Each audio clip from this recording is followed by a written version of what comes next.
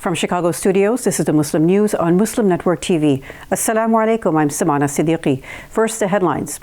Muslims make U.S. stronger, Biden says at White House Eid. Eid celebrations continue around the world. Anti-Muslim attacks continue across India despite Eid. UN says up to 40% of Earth's land degraded. U.S. FDA proposes menthol cigarette-flavored cigar ban. Supreme Court Chief Justice confirms authenticity of leaked memo on abortion issue. Our top story tonight.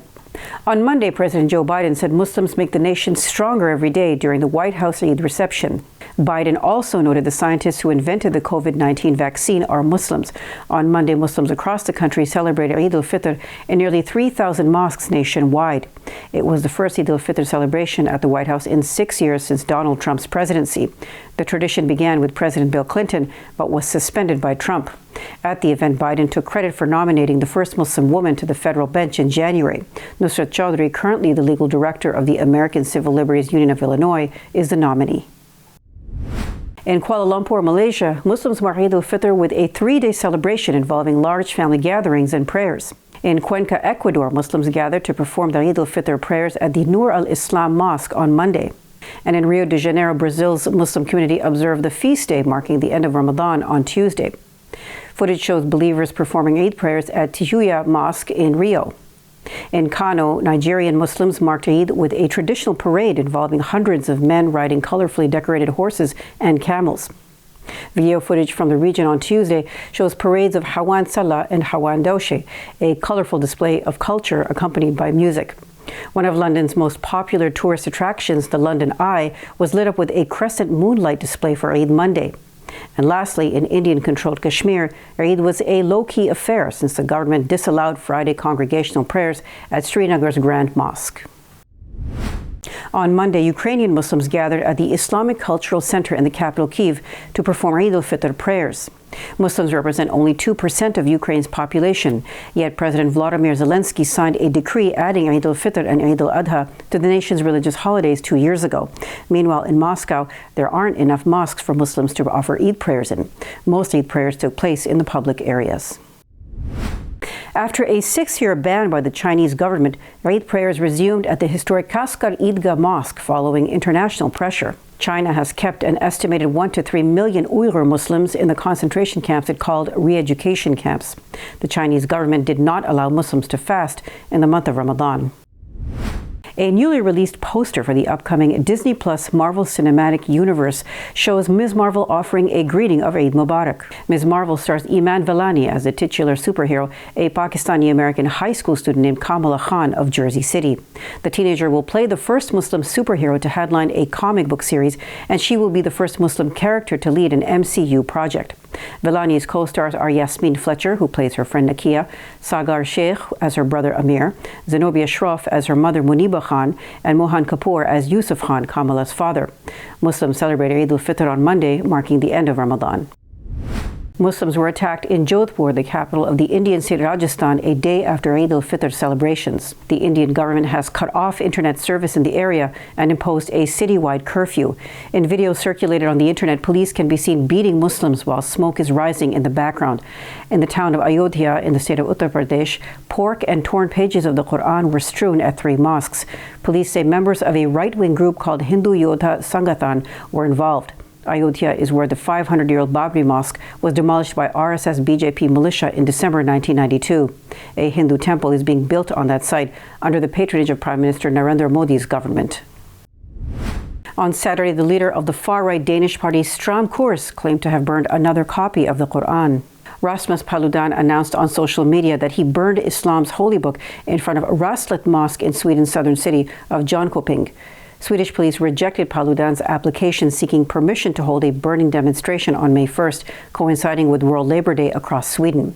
Earlier, a group of people in the city of Malmö protested Paludan's burning of the Qur'an in various Swedish cities during the Easter holiday. Turkish-born politician Mikael Yüksel, founder of the Swedish Nyans Party, called for stopping Paludan's provocations. About 500 people attended a protest last week that it organized in front of the parliament in the nation's capital, Stockholm. A UN report released this week shows up to 40% of the Earth's land is degraded. That threatens roughly half, or $44 trillion, of the global gross domestic product, it said. We cannot afford to underestimate the scale and impact of these existential threats, the study warns. It also notes that deforestation, mining, and industrial pollution are contributing to the land degradation. The UN says the land has been mismanaged and misused for decades, threatening the health and survival of many species. Nearly half of the world's land area is taken up by agriculture. Experts say forests have been decimated to create livestock ranges and crop fields, which is not sustainable. News of the leaked memo on the abortion issue after the break, so stay tuned and we'll be right back after these messages.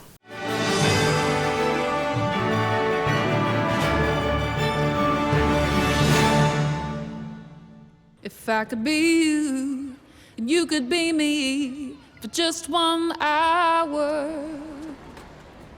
If we could find a way to get inside each other's minds. Walk a mile in my shoes. Walk a mile in my shoes. Well, before you abuse, criticize, and accuse. Walk a mile in my shoes. There are 16 million children struggling with hunger in America. That's 1 in 5 daughters, sons, neighbors, and classmates who don't know where their next meal is coming from. Yet billions of pounds of good food go to waste every year. It's time we do something about it. Feeding America is a nationwide network of food banks that helps provide meals to millions of kids and families in need. Visit feedingamerica.org to help them feed even more. Together, we can solve hunger. Together, we're feeding America. Billboards are popping up all over the country with an... Our neighbors don't realize that Muslims are absolutely opposed to ISIS. Salam. My name is Abdul Malik Mujahid. I'm an imam in Chicago. 16 shots! No me! No justice! No me! So how do we bring up the energy which can really have an impact on the world? You need to build bridges of understanding among people, and we need to have America moving forward. That lesson learned brought the strength of humanity to America, which is the diversity. Mujahid Talks, only on Muslim Network TV. Faithfully connected.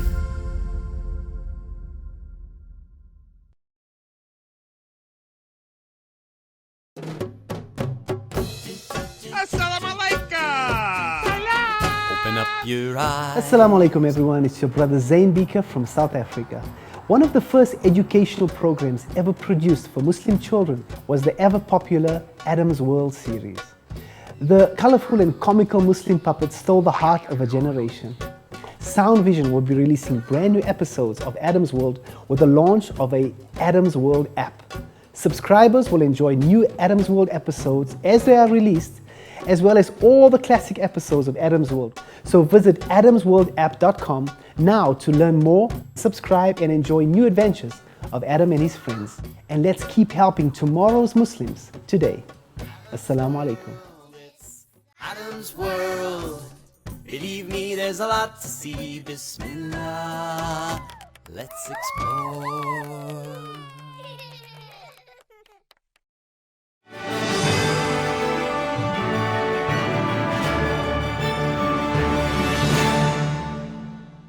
Welcome back. On Sunday, U.S. District Judge Timothy Kelly dismissed the Republican National Committee's request to block a subpoena for email records involving the January 6, 2021 Capitol riot. The House Committee investigating the attack issued the subpoena on February 23rd against Salesforce Incorporated, the RNC's email vendor.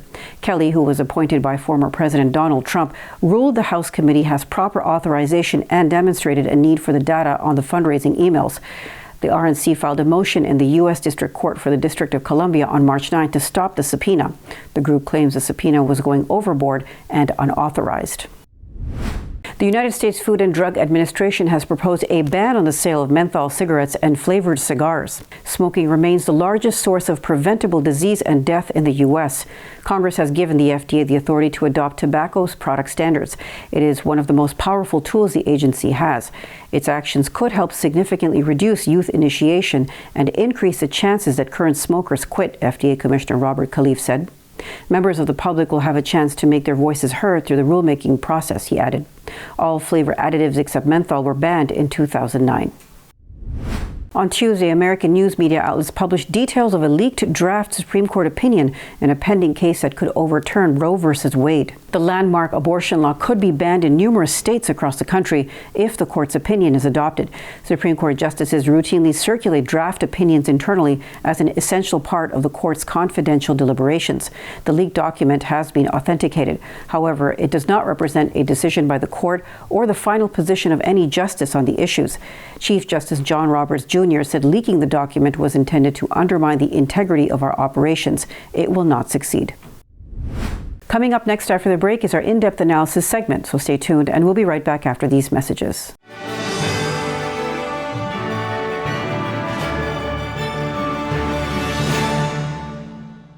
Assalamu alaikum. This is Imam Malik Mujahid in Chicago. Just like you, I was moved by that Allahu Akbar lady.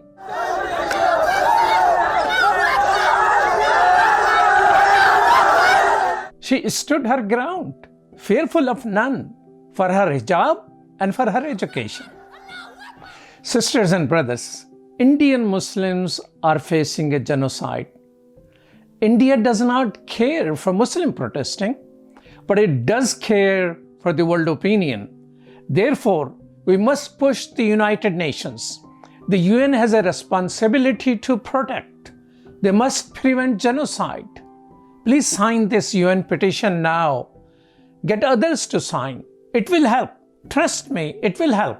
We need 1 million signatures, brothers and sisters. Please sign now.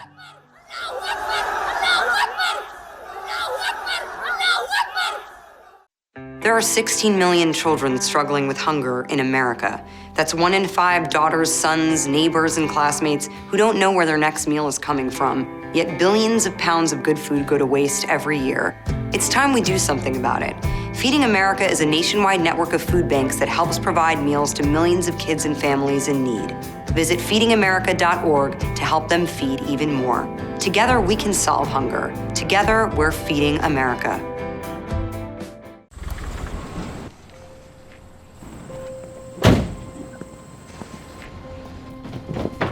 Dad, they took over my bedroom. Come on, come on. Okay, Dad. 1, 2, 3.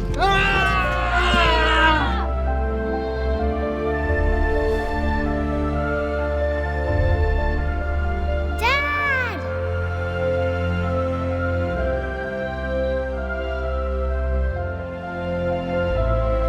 You saved me. Dad? Are you okay? I'm fine, dear.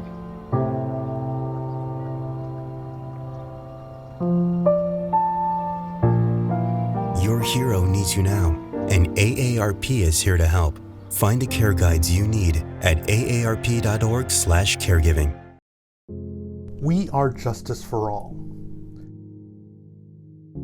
Headquartered in the heart of downtown Chicago, Justice for All is a global humanitarian initiative dedicated to raising awareness for human rights concerns impacting vulnerable minority groups. Our diverse team of staff and volunteers, led by Imam Malik Mujahid, work tirelessly to help Justice for All achieve their goals.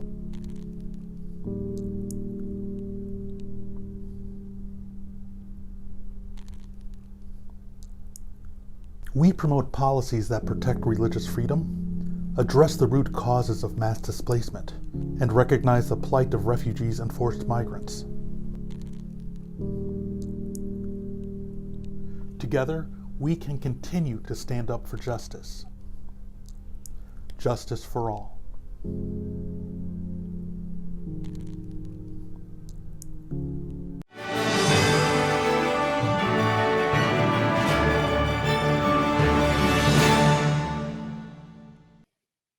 Assalamu alaikum, everybody. This is Professor Amina El-Din with Muslim Network TV. We're going to explore the contours of this, quote, abortion ban, quote, abortion limitations. So I want you to dig back in your bag of goodies and tell our audience What was Roe v. Wade? How did it come about? What happened? Why have people spent money and decades trying to junk this?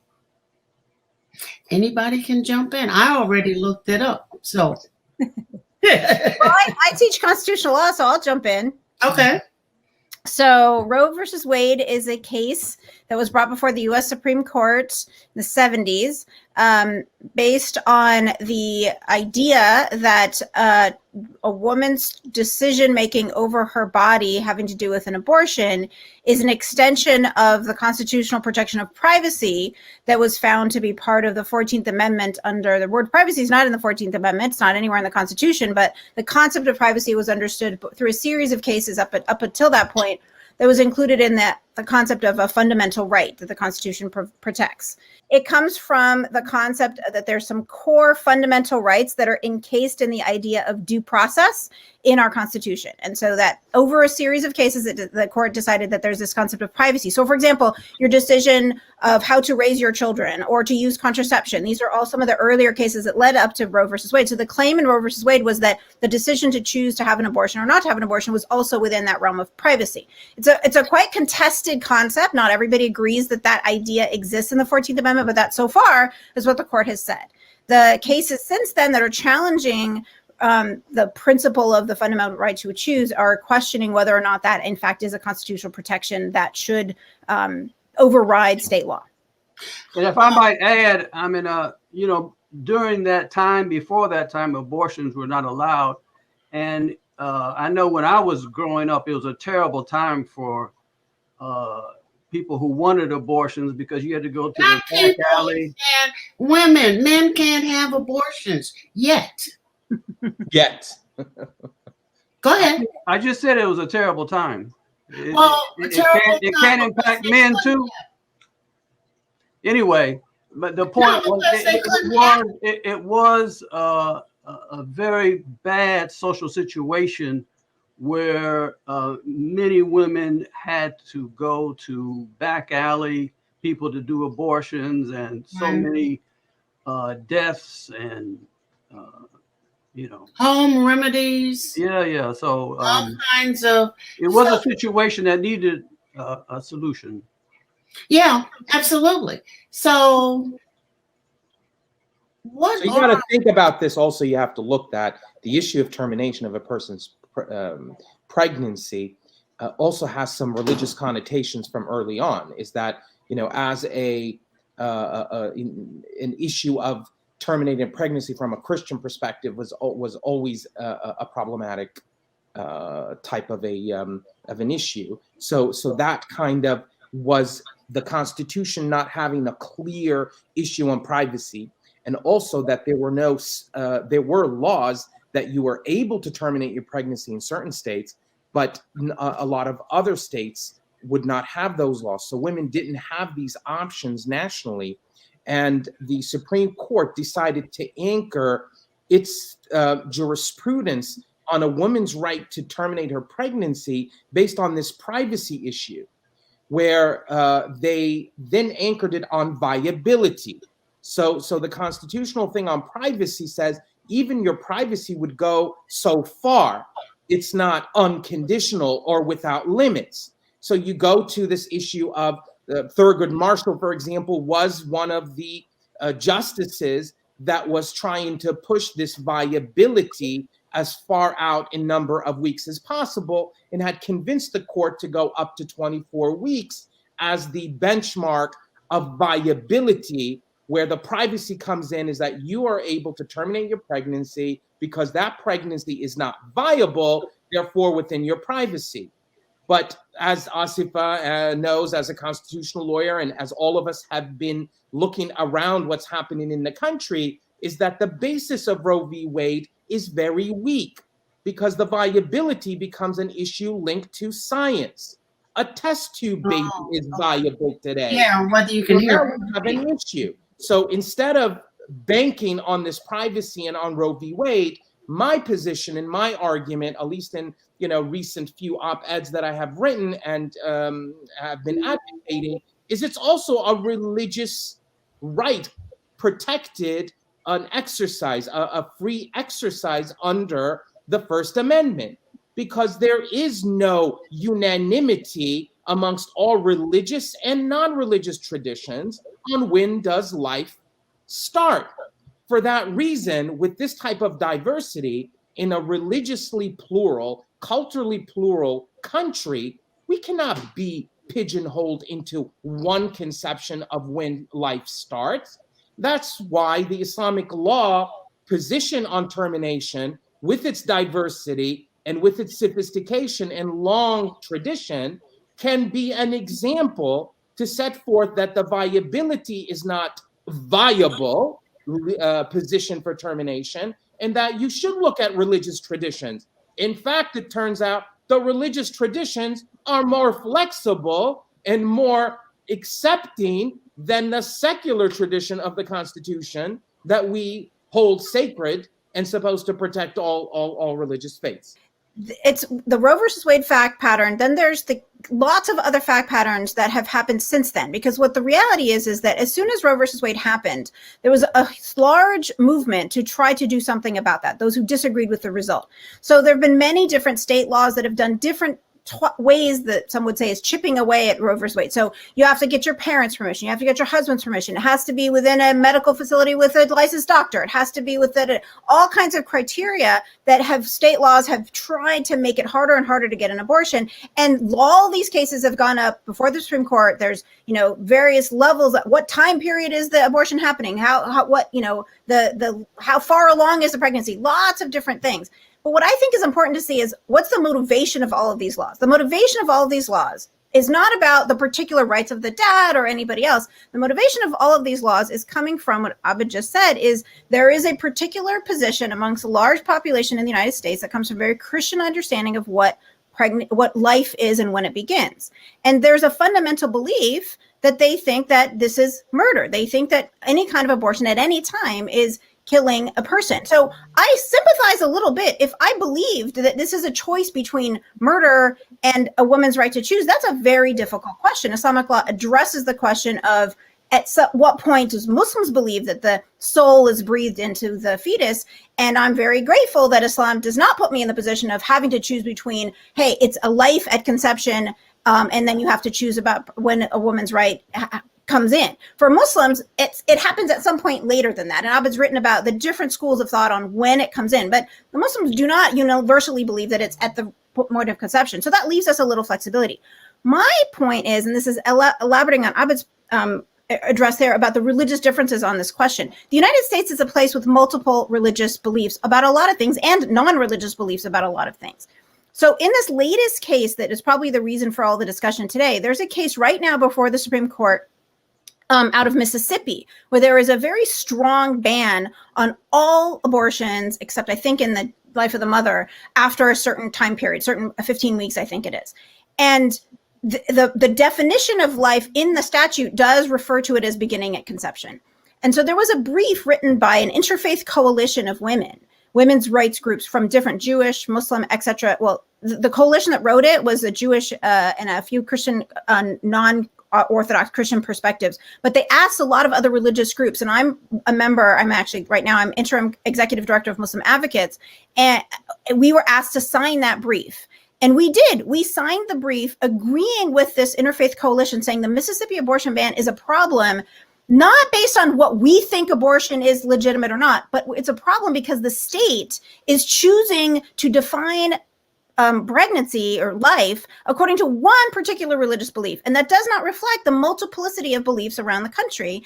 And many other Muslim organizations joined us in signing that. So Karama, Heart, a bunch of other groups. The point that we were making is regardless of how you as a Muslim or as a Christian or as a Jewish person feel about abortion, the state should not be deciding when life begins. This is something that actually historically Islamic law before colonialism allowed this to be one of those things that you choose based on your faith belief and your religious identities, but this is not something that the state's going to invade. And that is the scary thing that's happening now, is that if we allow the state to pick, that is a very risky alignment of the state with a particular religion. And that was why Abid said it's a First Amendment problem, in the sense that it is an establishment of religion by the state, which is, the earliest founders said, we're not a theocracy. We're not going to have the state align with any religion. So even though they're making some kind of a, secular sounding argument for when life begins, the many people know that the motivation of all of these laws comes from a very particular Christian view, and that's a scary thing.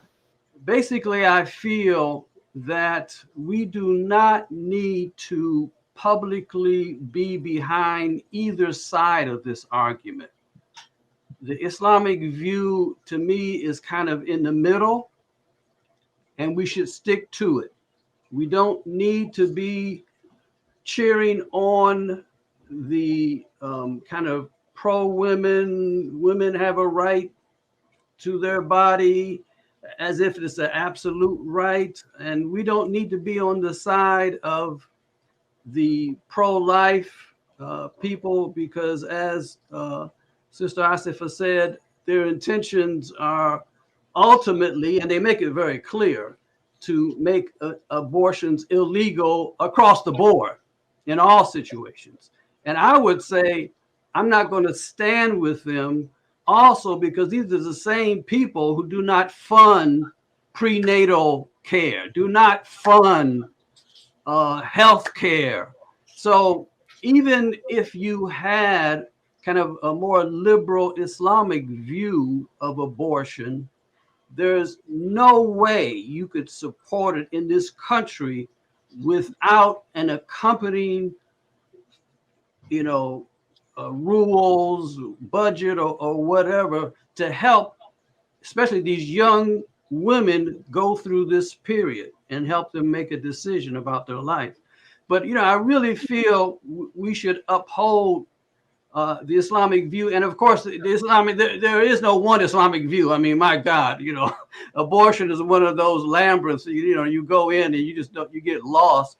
But, the more liberal view, and by the way, I can remember the Fiqh Council of North America having a discussion on this a long time ago, years ago. They didn't write anything up, but there was a consensus that if they, the consensus on the view that abortions should be allowed up to 120 days, which is based on the hadith, a good hadith, about how the baby, whatever it's called, is ensouled. The soul is breathed into it, and it becomes a human. Before that, it's a life, but after that becomes a human, and killing it is the same or approximate to the killing of a human. So, I don't think we should give that up. I believe very much in looking at the purposes of the law.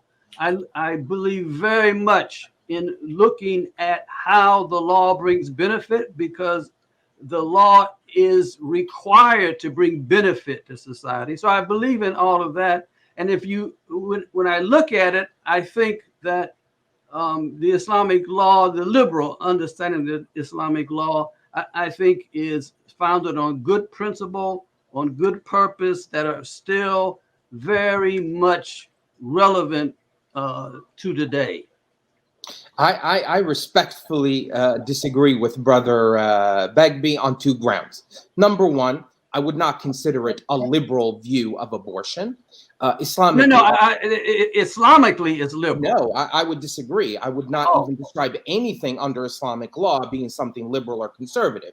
The issue is that every fatwa is a non-binding legal opinion that is anchored in the tradition and anchored on the analytical abilities of the scholar. Therefore, that is his position, that is his opinion, that is her opinion if she's a faqiha, and Allah knows best at the end. Therefore, the diversity, as the scholars had defined fiqh as ilm al-ikhtilaf, the science of difference. So that's where the diversity of Islam is a mercy to the ummah, is a mercy to humanity. That's number one. Number two, I disagree respectfully about us taking a position in the United States. We're not taking a position I personally find morally acceptable And I believe it's a moral right that I would fight to the death to defend a woman's right to terminate her pregnancy. I believe it is morally within my religious tradition within this 120 days. But that's my personal theological moral position. What I'm fighting for is the right for people who have this position to be respected and have the right not to be abridged in the United States. So what we're fighting for is not that we support the liberal view of terminating a pregnancy within a particular time. We are fighting that women should have the right to decide which moral position they are going to take. So our defense is really a First Amendment, a civil rights, a women's rights issue, not an abortion issue. So I see it more in that big picture framework. So my point basically is that I think it is incorrect to kind of go into the pro-choice camp, and it is incorrect to go into the pro-life camp. Both camps are kind of surrounded by views and attitudes that I don't, in certain instances, I mean, I'm not saying everything that they believe or advocate, but there are many things that do not align with Islam, and I would have trouble by just completely aligning myself with that position. I think we should be advocates of our Islamic position, which is, giving time for a woman to decide up to 120 days whether she wants an abortion or not. She has that right, constitutional right.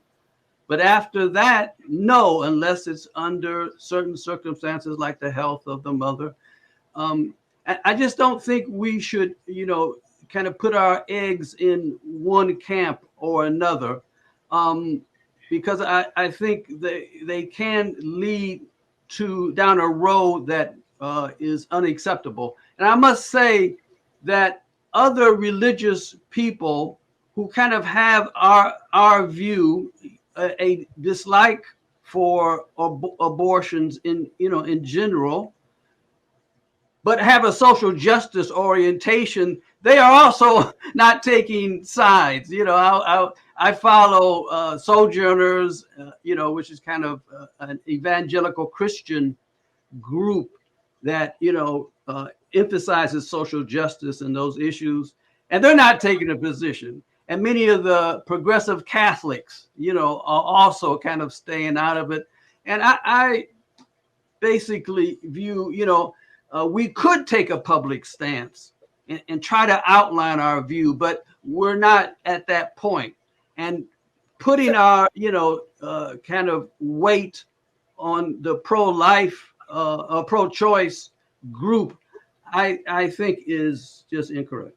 This has been wonderful. So I'm going to get my salams for Muslim Network TV. That's all from our Chicago studios tonight. Thank you for tuning in. You can find previous episodes and more on our YouTube or Facebook. For more content, keep watching Muslim Network TV or visit muslimnetwork.tv. Salam and good night.